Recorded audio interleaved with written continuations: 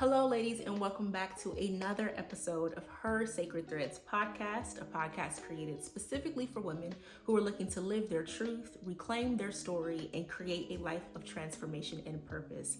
I am your host, Bree, and today we're going to talk about being 30, single, and alone.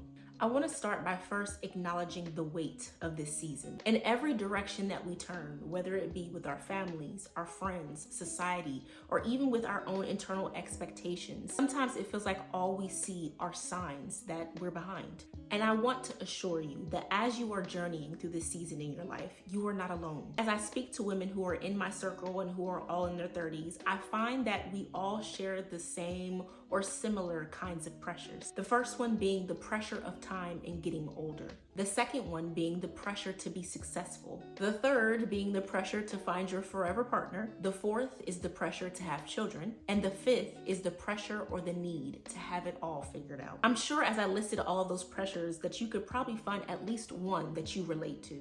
Being in your 30s can be a very overwhelming season in your life, constantly looking to the future for guidance and answers. But this episode is about reframing the stage of our life, releasing pressure, and embracing where we are now with confidence. So without further ado, let's break down all of these pressures and determine how we can fix the issue. Starting with the elephant in the room, feeling like you're getting older. There is so much gray matter and ambiguity when it comes to the human experience. But what all human beings know for sure is that we are only on this earth but for so long, and that we all essentially have a expiration date. The problem for women, however, is that we're told that we actually have two expiration dates: the time at which we die and the time at which we are no longer appealing to the male gaze. Women are constantly reminded that we have an expiration date when it comes to love, marriage, and children. And your 30s are often the season when you are constantly reminded, either by way of yourself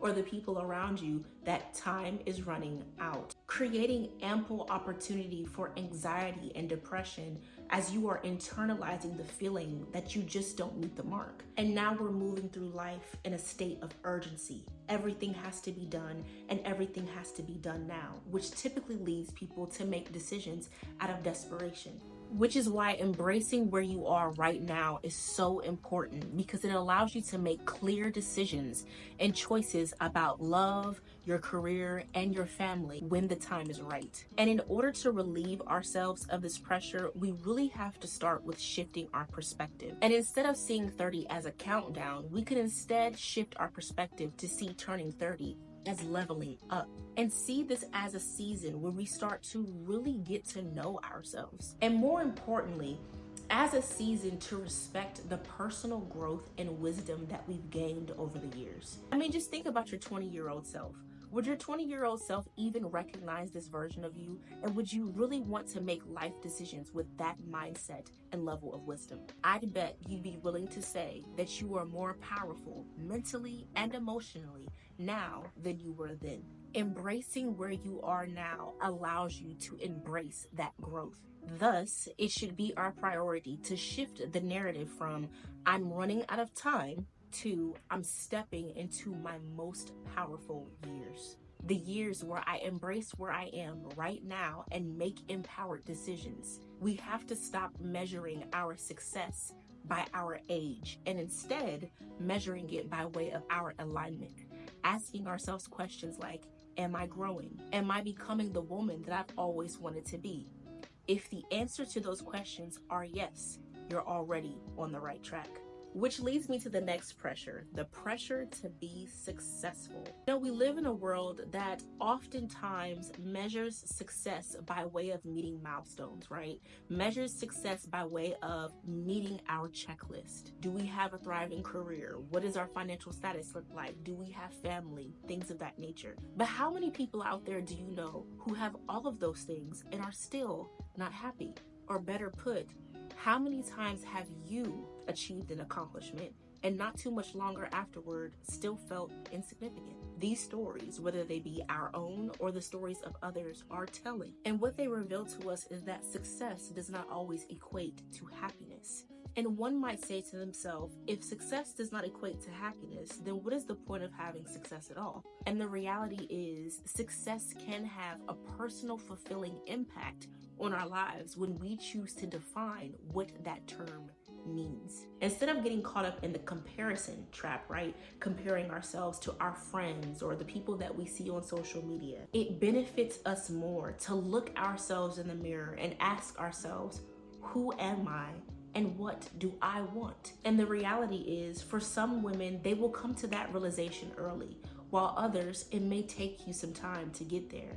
But regardless of which path you take, both journeys are valid. I want you to ask yourself, what if success was about how aligned I am with my purpose and not about how much money I make, or if I'm in a relationship yet, or if I've had children yet? Thus, fixing the issue of the pressure of success really starts with you defining success on your own terms. What does a successful life look like or feel like to you? And more importantly, what does it look like and feel like beyond the expectation of others? Sometimes getting to where we want starts with appreciating where we are. So practice gratitude for what you have already achieved, even if it's not exactly where you want to be yet. Next, I want to talk about the third pressure, which is the pressure to find your forever partner. And more importantly, the fear of what if love and marriage never happens for me? Once you start creeping up into your 30s, you start having those fearful thoughts that maybe you'll never meet the right person or that you've missed your chance. But today I want to offer you a different way of looking at it. What if it isn't that you've missed your chance or that you'll never meet the right person, but instead that this time alone is preparing you for the love you truly deserve? You know, being alone gives us so much time to tap into self-reflection and self-awareness. And when we combine the two, the extent to which we can evolve can be immense, because there's no one there to tell you what to think or how to feel. There's no one there to tell you what to do and when to do it. And more importantly, there is no one there to fill any voids of insecurities or unhappiness. You become your own full responsibility and understanding the things that make you feel fulfilled. And oftentimes we perceive being unfulfilled and being single as mutually inclusive, when in reality they are not. Single does not mean lacking, it just means unattached. You can be single and deeply fulfilled at the same time, but understanding how to keep yourself feeling fulfilled starts with that deep understanding of self, which essentially is the power of being alone. Being in the single season gives you the opportunity to build a foundation for yourself that is not dependent on a relationship. So that way, when you do meet that special someone, you have the opportunity to bring your full self to the table versus being someone who was waiting to be completed. Thus, in order to fix that pressure or the issue of finding your forever partner, instead of waiting on love, just become love. Love yourself, your life, and your passions so deeply that when the right person arrives, they're simply just an addition to your life and not a requirement. Moving right along to pressure number 4, the pressure to have children. Now, this pressure could be partly societal and partly biological. It's not unbeknownst to us that as we continue to age, that our chances with childbirth begin to diminish. Science shows that as a woman gets closer to 40, the number of her eggs and the viability of her eggs begin to diminish. And that awareness can lead us to have biological clock anxiety. And it doesn't help that irregardless of which path you choose, whether you choose to have children early or you choose to have children late, oftentimes we're shamed either way. And the only way for us to truly resolve this shame is to decide for ourselves if motherhood is something that we want, and more importantly, to define for ourselves what that looks like. You can start by first asking yourself the question,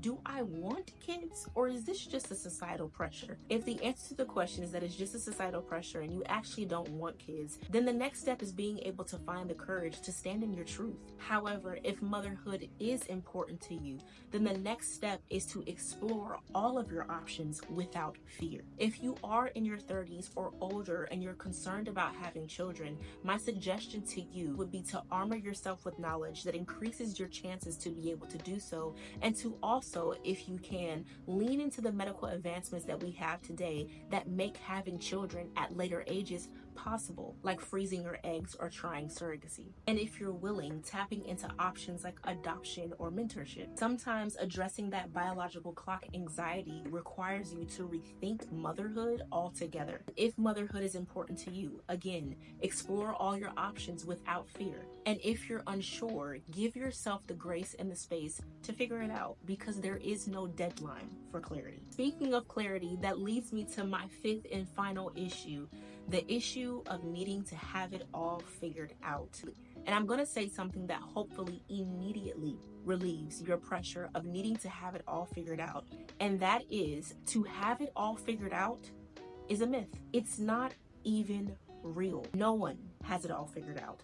Even the women who seem to have it all are still evolving, growing, and coming to know who they are, what they want, and how they want to continue to journey through this thing called life. Life is all about embracing the unknown. Having it all figured out reminds me a lot of that old joke that if you want to make God laugh, to tell him your plans. Because the reality is, nothing about the human experience is promised, which means to live it peacefully means to embrace the unknown. A large part about the growth and evolutionary process is learning to be comfortable with not having an answer for everything, but instead trusting your journey and knowing that you are exactly where you need to be, even if it doesn't feel like it right now. And since it is the case that nothing in this life is promised, the only thing that we can do is accept the here and the now. If we do get the opportunity to journey through this thing called life, then accepting that life in and of itself is a process, and that no one arrives at a destination that is perfect. Instead of focusing on having the perfect plan, instead focus on the next right step. The next right step that offers you the opportunity to embrace this season of your life with confidence. I just want to reaffirm that being 30, single, and alone is not a failure. It is an opportunity.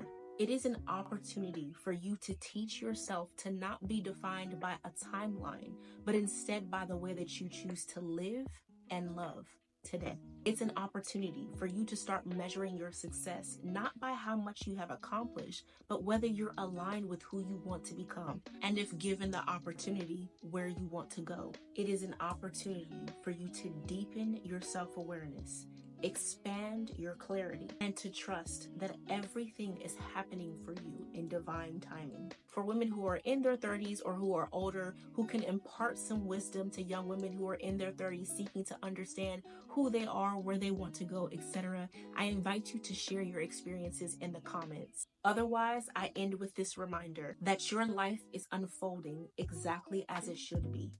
Trust it, own it, and live it fully. That's a wrap for today. See you next week.